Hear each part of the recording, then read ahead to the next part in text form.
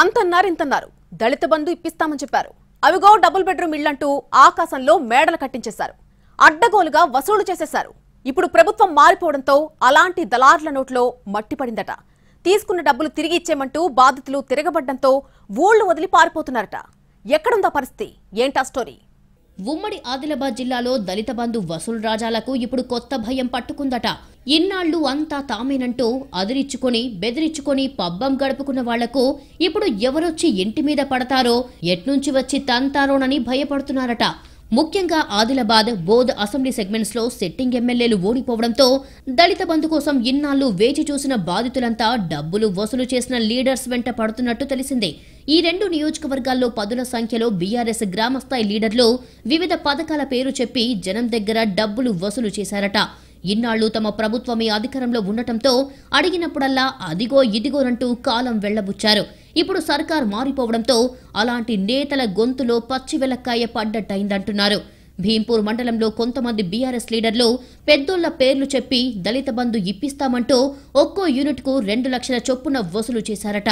అయితే ఇప్పుడు అవి వచ్చే పరిస్థితి లేదన్న నిర్ధారణతో డబ్బిచ్చిన వాళ్లంతా సదరు చోటా లీడర్స్ ఇళ్లకు క్యూ కడుతున్నారట.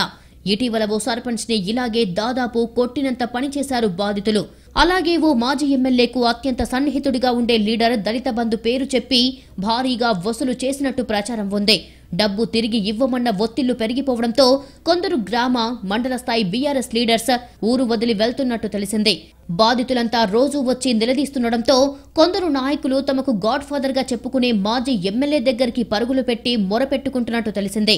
ఎందుకంటే అడ్డంగా వసూలు చేసిన డబ్బును వాళ్లు అడ్డదిడ్డంగా వాడేసుకున్నారట.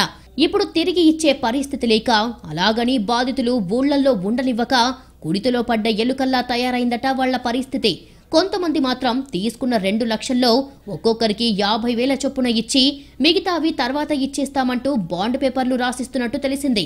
ఇంకొంతమంది అసలు ఇవ్వం, ఏం చేసుకుంటారో చేసుకోండి అనడంతో వాళ్ల మీద పోలీసులకు ఫిర్యాదు చేసేందుకు సిద్ధమవుతున్నారట బాధితులు. ఇప్పుడు దళిత బంధు ముచ్చట తెరమీదికి రావడంతో ఇలాంటి నేతలకు గతంలో బీసీ బంధు, డబుల్ బెడ్రూమ్ ఇళ్ల కోసం ఇచ్చి ఇబ్బందులు పడుతున్న వాళ్లు కూడా ముందుకు వస్తున్నారు.